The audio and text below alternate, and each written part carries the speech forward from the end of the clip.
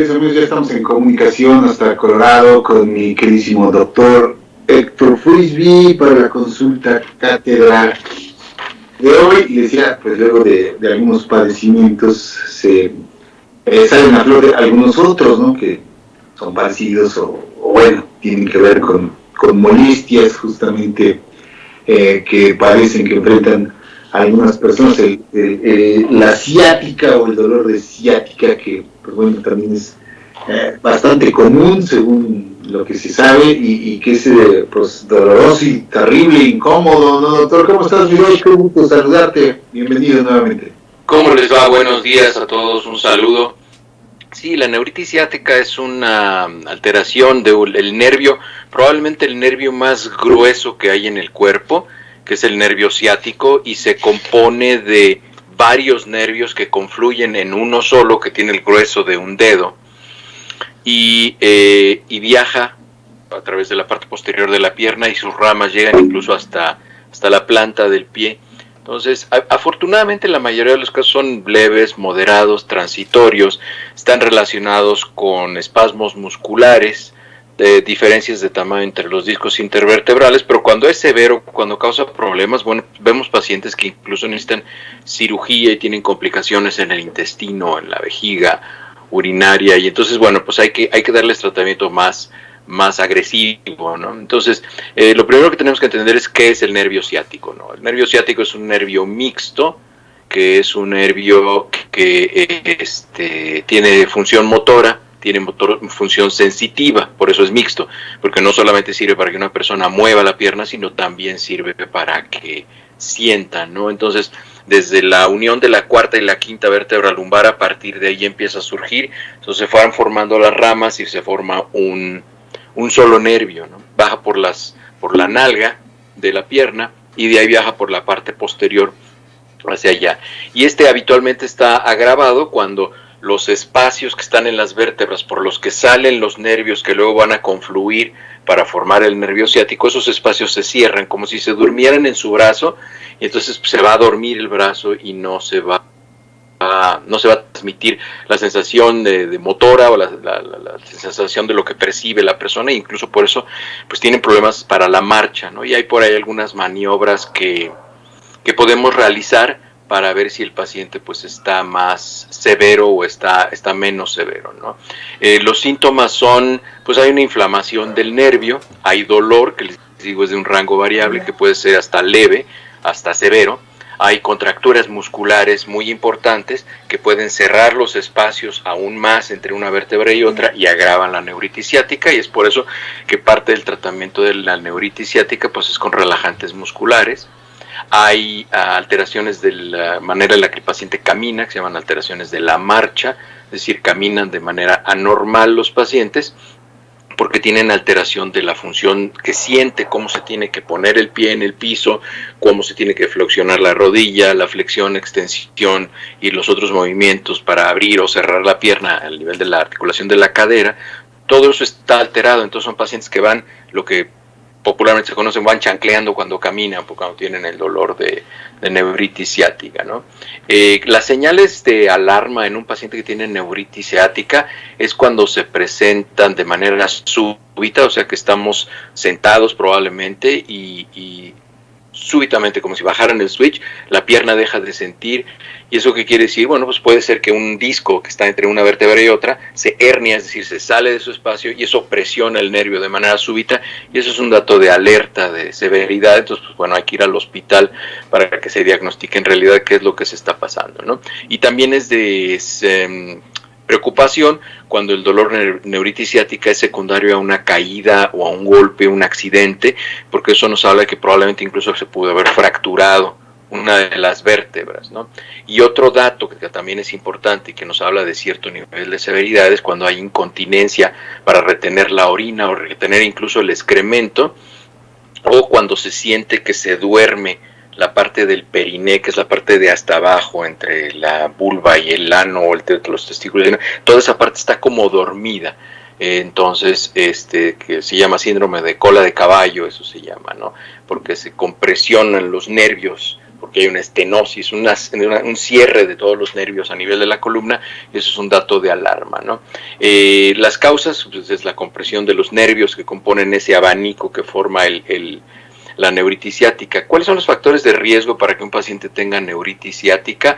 El primero que se describe es la edad. Entre mayor vamos siendo, pues más se va incrementando el riesgo, ¿no? Y se pueden presentar hernias de disco con mayor frecuencia, puede haber cambios degenerativos en la columna.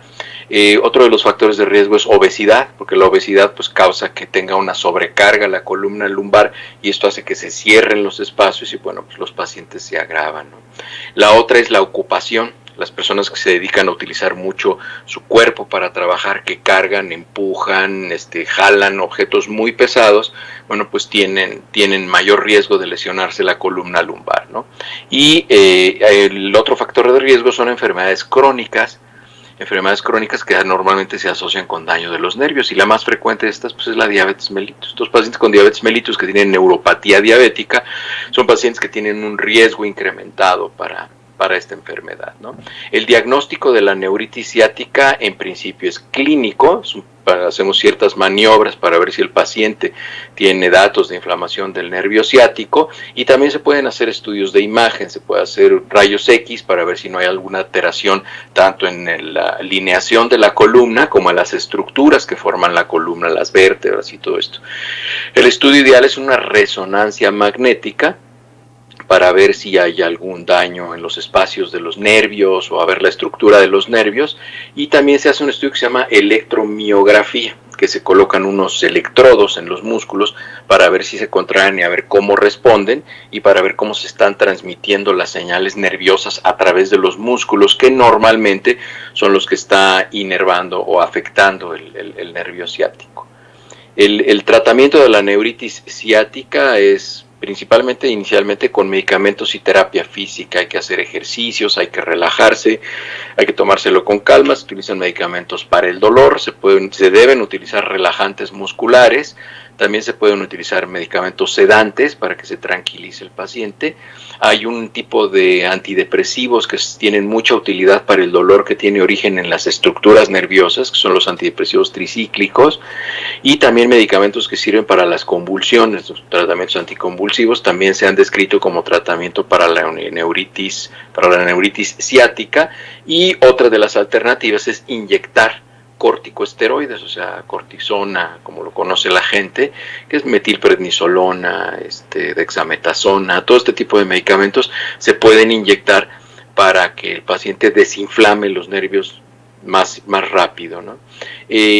Cuando tenemos que hacer cirugía en algún paciente, pues la cirugía tiene como objetivo causar una descompresión de las estructuras que están comprimiendo realmente los nervios, y pues bueno, algunas personas deciden acudir a la acupuntura, a quiroprácticos para complementarlo. Si hay un espasmo muscular, pues cada una de estas medicinas tiene sus alternativas y sus opciones, pero principalmente son las primeras puntos los que les di arriba, y como les decía, afortunadamente la mayoría de las cosas se van a resolver sin mayor complicación.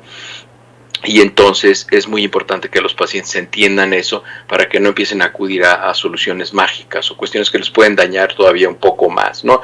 No vayan a sobadores y cosas de este tipo, porque les pueden agravar una lesión de columna, incluso una fractura. Por ahí alguna vez tuve un paciente que tenía una fractura de columna, no fue al médico, no se le diagnosticaron ni fue a que lo sobaran, y el tipo que le hacía el masaje le caminó en la espalda para relajarle los músculos y alinearle la columna, y entonces pues ahí le partió la vértebra y la persona quedó paralítica por el resto de su vida, ¿no? Porque le causó una lesión de la espina, de la columna. Entonces no hagan cosas así, por favor, acudan a recibir atención médica. ¿Cómo se previene la neuritis ciática? Pues haciendo ejercicio, teniendo fortaleza en las estructuras musculares que apoyan la columna lumbar. También hacer abdominales. Los ejercicios abdominales ayudan mucho porque pues el abdomen es la pared anterior de la parte lumbar, entonces es para que esté completamente fortalecida esa parte del cuerpo. la parte central del abdomen, pues es muy importante tener una fortaleza abdominal y una fortaleza lumbar importante. Sentarse correctamente, eso es muy importante, siempre sentarse con los hombros hacia atrás, con la espalda recta, o sea, no sentarse así jorobado, eso es muy importante, tener una postura correcta, eso ayuda mucho a disminuir la neuritis ciática, y hay que tratar de tener una mecánica corporal muy apropiada cuando caminamos, y nos sorprendemos que caminamos con los hombros hacia adelante y jorobados y con la espalda lumbar así abombada hacia atrás sin estar rectos. Bueno, pues hay que corregir todo eso, porque eso con el tiempo va debilitando los músculos y eso va causando, ¿no? El tratamiento, pues bueno, puede llegar incluso hasta requerir cirugía para causar tracción de la pierna. Hay pacientes a los cuales se les hace una perforación en la tibia, y entonces eso jala la tibia hacia abajo y causa una liberación de la presión a nivel de la columna, pero esas ya son medidas extremas que habitualmente no se utilizan muy frecuentemente. Es muy raro que se lleguen a ofrecer. Muy bien, doctor. De traumatismos no, ¿verdad? No hay por ahí causas. Pero como les decía, si ustedes tienen un accidente, una caída, un accidente automovilístico, los golpean, los asaltan y les pegan, y eso les causa una neuritis ciática como consecuencia, eso es uno de los indicadores de gravedad, y esto lo que nos está hablando es que hubo una lesión de la columna, una lesión de los discos, hubo una fractura, y entonces esto es un factor de riesgo. Si eso sucede de manera súbita, tienen que ir inmediatamente a buscar atención médica porque puede ser muy grave.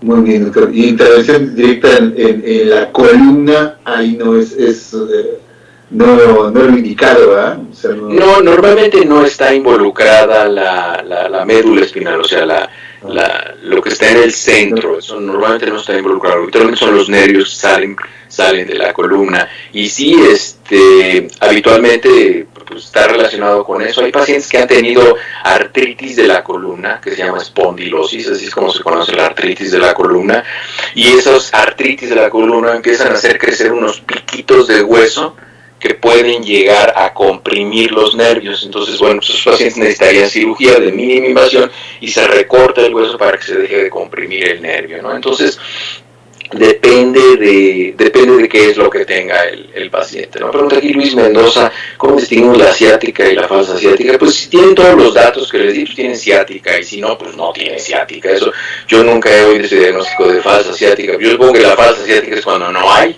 Entonces, pues sí, pero eso nunca he oído ese diagnóstico de falsa ciática.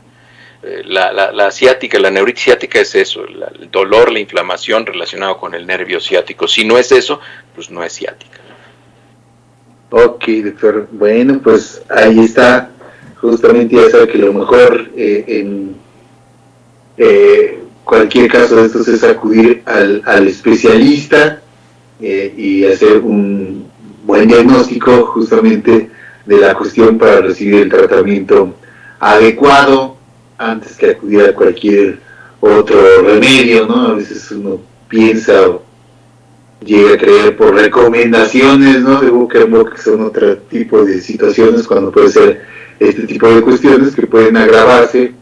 En todo caso, si uno no requiere o recibe el tratamiento adecuado y vas, como dicen, con el sobador y huesero, ¿no? Como dicen aquí, pero la gente hoy con la información, pues ya justamente es más difícil caer en esto, pero todavía se da. Por eso la importancia aquí de difundir y de tener información de primera mano. Desde luego, pues el ejercicio, como dicen, es lo que va a mantener a nuestra armazón, pues el mejor estado posible siempre, ¿no, doctor? Así es. Aquí Rolando me pregunta, dice que conoce un anciano que vende burritos, está completamente doblado. Sí, hay gente que está totalmente jorobada porque no cuidó su postura, y desafortunadamente esas personas ya tienen debilidad muscular. Las personas que están así muy, muy jorobadas, que los vemos a veces, que hasta parece tener una mochila allá atrás en la espalda,